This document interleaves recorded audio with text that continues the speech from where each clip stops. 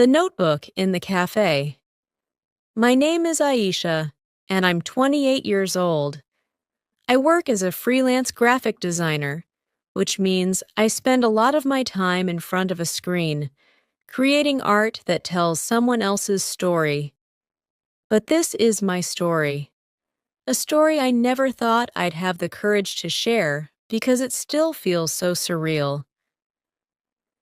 I live in Mumbai, where the city never sleeps. But oddly enough, I've always felt like I've been sleepwalking through life.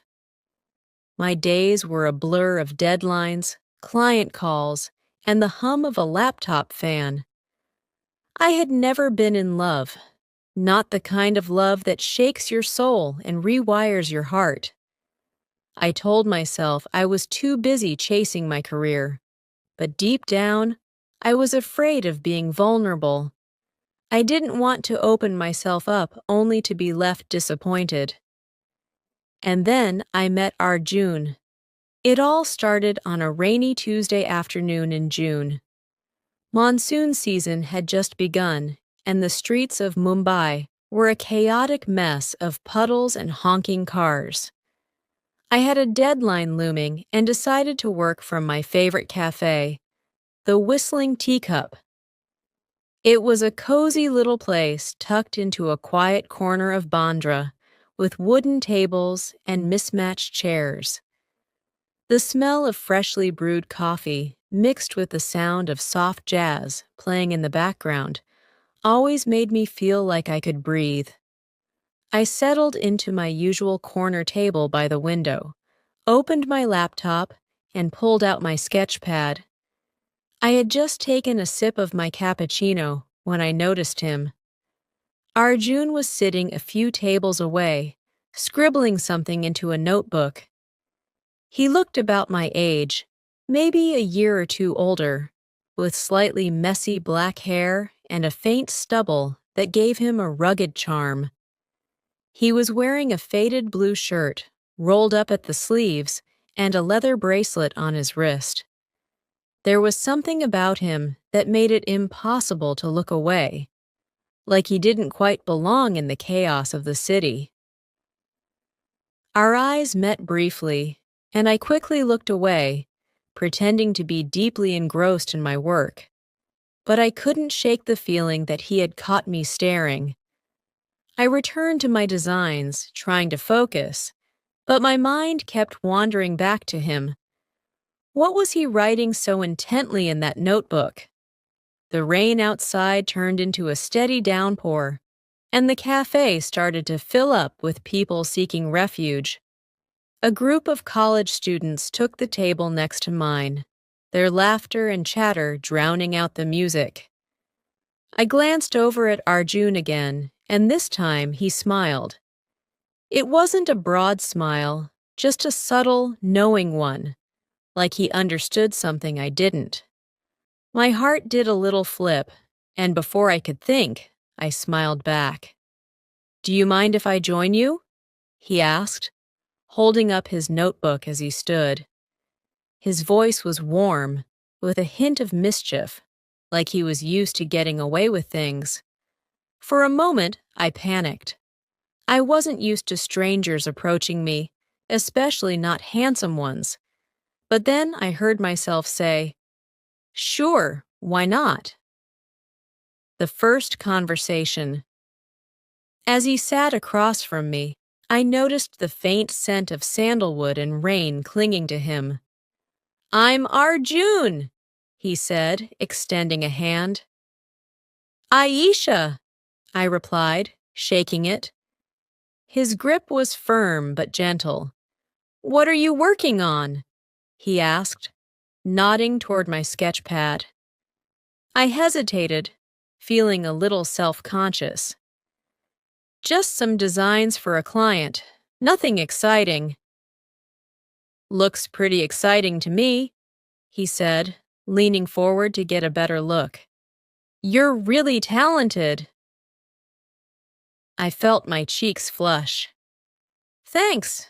What about you? What's in the notebook?" "Ah, this?" He tapped the cover. Just some scribbles. I'm a writer, or at least I like to think I am. A writer? I repeated, intrigued. What do you write? Mostly stories no one reads, he said with a laugh. But I'm working on something new. A novel, actually. Wow, I said, genuinely impressed. What's it about? He hesitated, as if debating whether to share. It's a love story, he finally said. But not the typical kind. It's about two people who meet by chance and change each other's lives in ways they never expected. I raised an eyebrow. Sounds a lot like every love story. He grinned. Maybe. But the magic is in how you tell it. A connection forms. That afternoon turned into evening as we sat there, talking about everything and nothing. We bonded over our shared love for books, our favorite movies, and our mutual disdain for pineapple on pizza. By the time the rain stopped, the cafe was almost empty. I hadn't gotten any work done, but I didn't care. For the first time in years, I felt alive, like I had stepped out of a fog and into the sunlight. Before we parted ways, Arjun asked for my number. For research purposes, he joked, waving his notebook. I gave it to him, and as I walked home that night, I couldn't stop smiling. The blossoming of love. Over the next few weeks, Arjun and I fell into an easy rhythm. We met often, sometimes at the cafe, sometimes at the park, or even just walking along the beach. He would read me snippets of his novel, and I would show him my designs. He had a way of making me feel seen, like I wasn't just another face in the crowd. And I began to notice things about him, too. The way his eyes crinkled when he laughed. The way he always carried a book in his bag. The way he listened, really listened, when I spoke. One evening, as we watched the sun set over Marine Drive, he turned to me and said, "Aisha, you've inspired me." I laughed. "Inspired you to do what?" "To believe in love," he said, his voice soft but steady. My breath caught. "Arjun." "I mean it," he said, taking my hand. "You make me want to be a better person. You make me want to write a better story." I didn't know what to say, so I just squeezed his hand and hoped he understood. The climax. Like all stories, ours had its challenges. Arjun was offered a publishing deal that required him to move to Delhi for a year. It was an amazing opportunity, and I was thrilled for him, but the thought of being apart terrified me. "Long distance never works," I told him one night as we sat on my balcony. "It will if we want it to," he said. "Do we?" I asked, my voice trembling. He looked at me, his eyes filled with a quiet determination. "I do." And just like that, I knew I did too. The next chapter. After Arjun returned to Mumbai, life felt like a dream.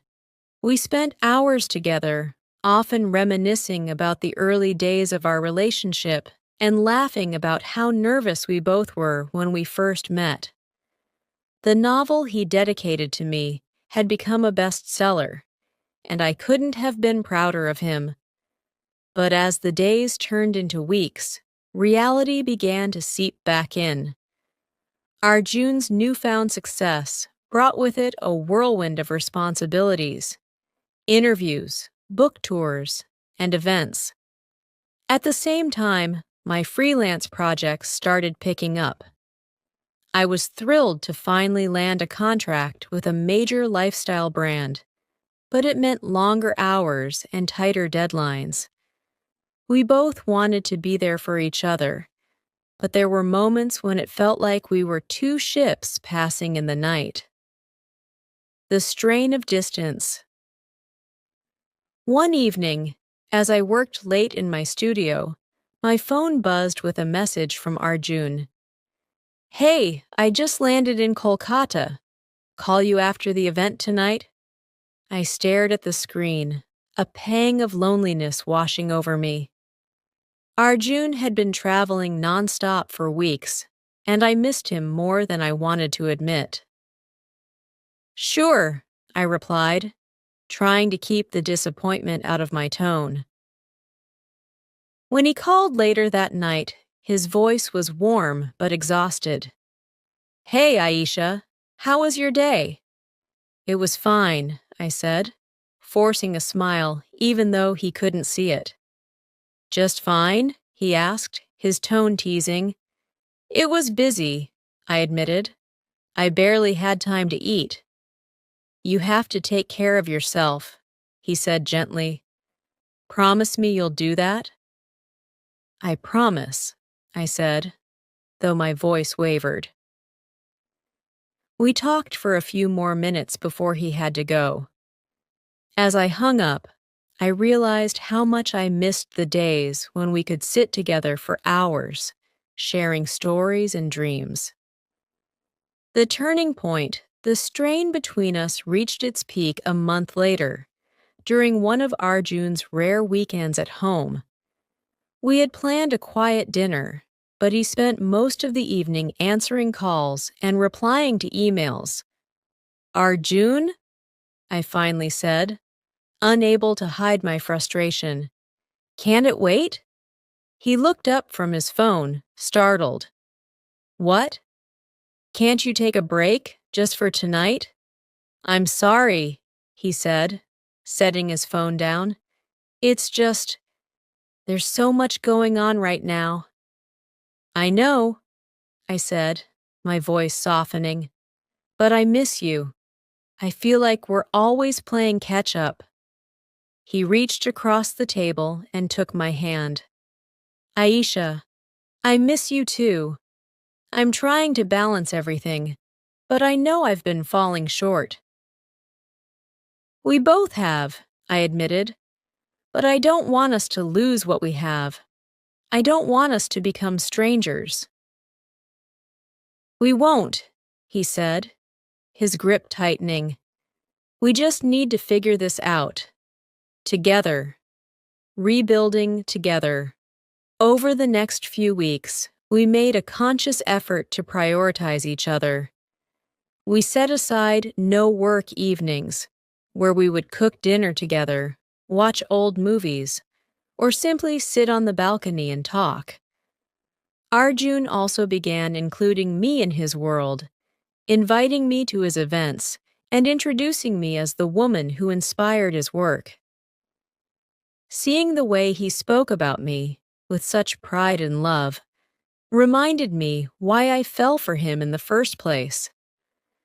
I, in turn, opened up about my fears and insecurities, the pressure I felt to succeed, the fear of being left behind.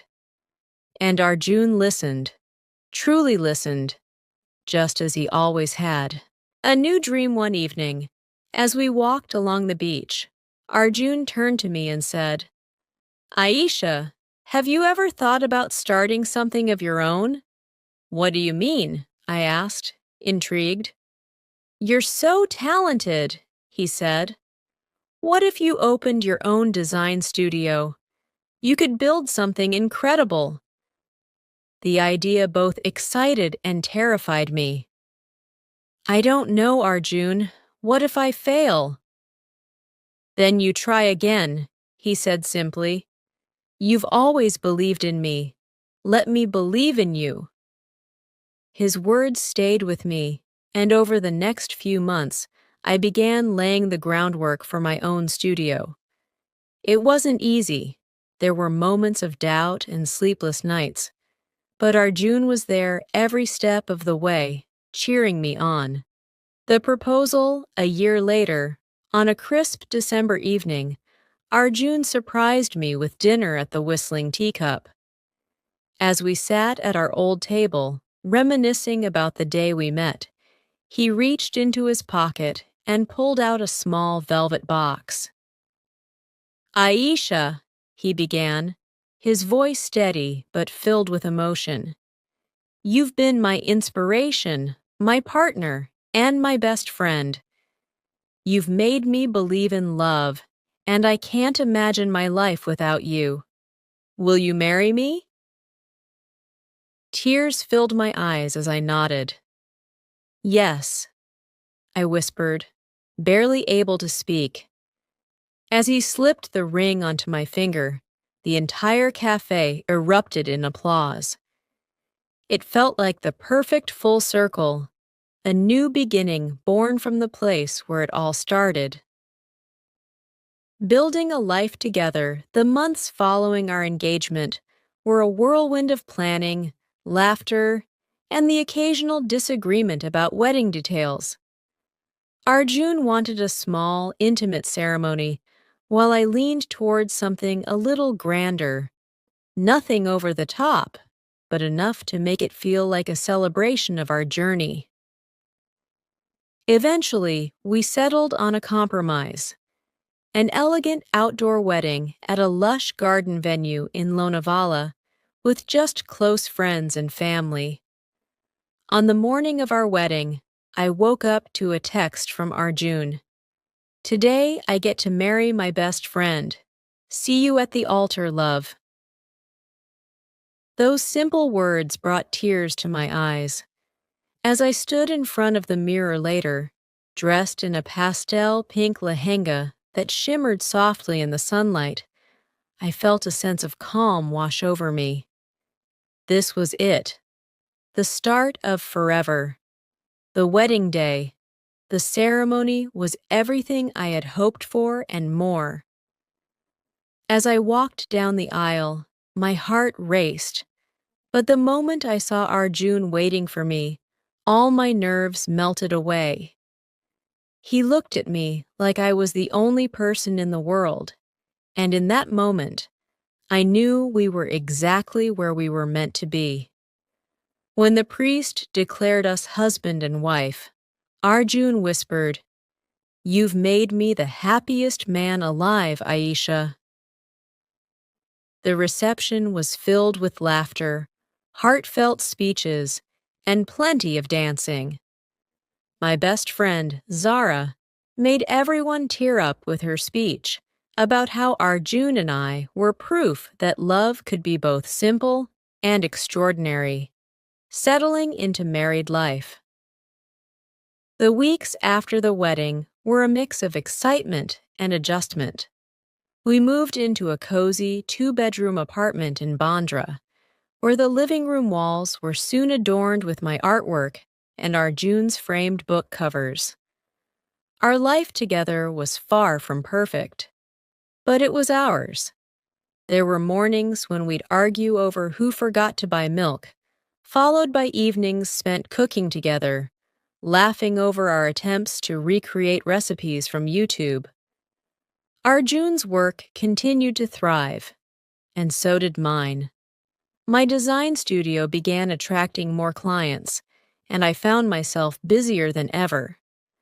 Balancing work and marriage was a challenge, but we made it a priority to carve out time for each other, whether it was a late-night drive along Marine Drive or a lazy Sunday spent binge-watching our favorite shows. The first major challenge about a year into our marriage, Arjun received an offer to turn his first novel into a feature film. It was an incredible opportunity, but it came with a catch.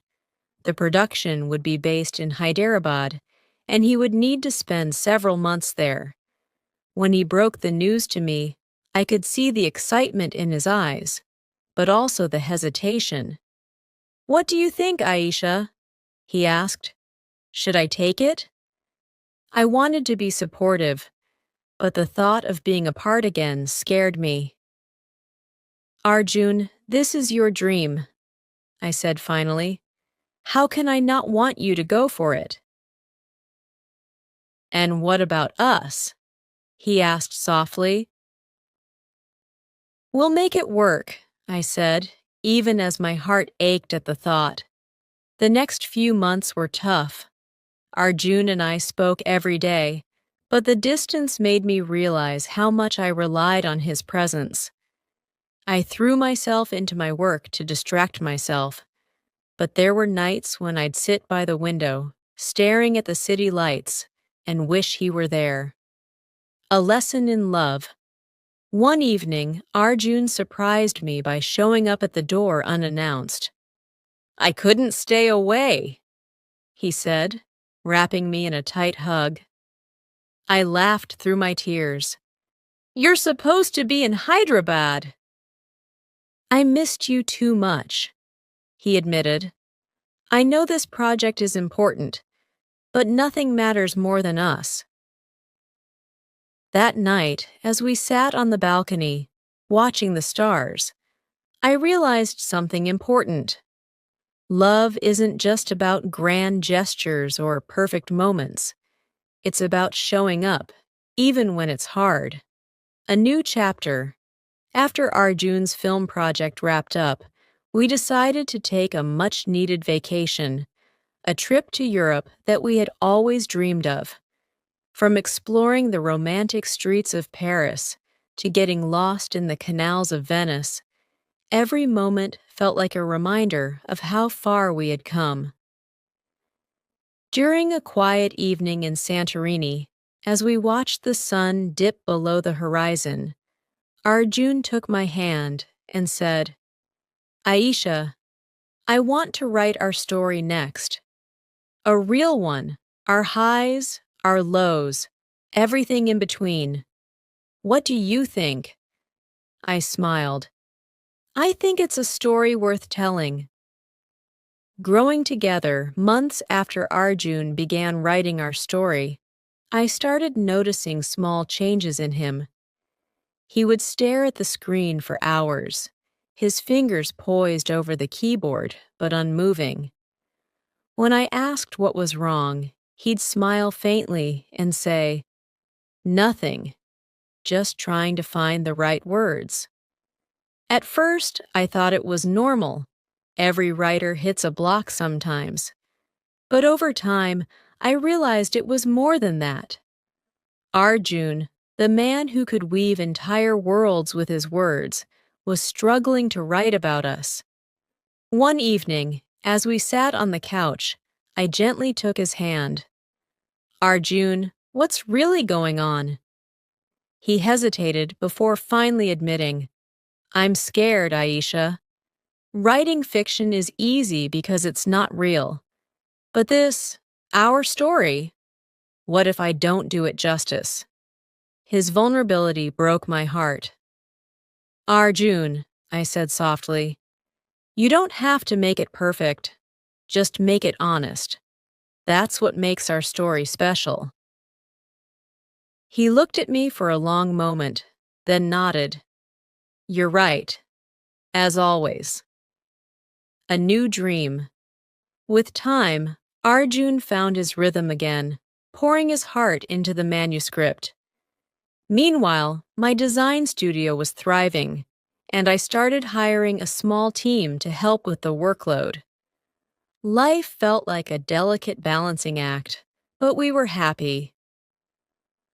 One afternoon, as we were cleaning out the spare room to turn it into a proper home office, I stumbled across an old box of Arjun's notebooks. Look at this, I said, pulling one out and flipping through the pages. Arjun glanced over and smiled. Ah, my early masterpieces. As I read aloud some of his old, unfinished stories, we both burst into laughter at how far he had come. But there was one notebook, smaller and more worn than the rest, that caught my eye. What's this one? I asked. Arjun's expression softened. That's my very first notebook, the one I had with me the day we met. I held it close, feeling a wave of nostalgia. You kept it all this time? Of course, he said. It's where our story began. A new chapter. A few weeks later, Arjun surprised me with a printed draft of his book. I want you to be the first to read it, he said, handing it to me. As I turned the pages, I found myself laughing, crying, and marveling at how beautifully he had captured our journey. It wasn't just a love story. It was a testament to the strength, patience, and courage it takes to build a life together. When I finished, I hugged him tightly.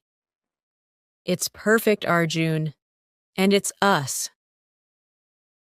The book was published a few months later and received an overwhelming response. Readers from all over reached out, sharing how our story had inspired them. It felt surreal, knowing that something so personal had touched so many lives. The next big step, not long after the book's release, life threw us a curveball. I found out I was pregnant. I'll never forget the moment I told Arjun.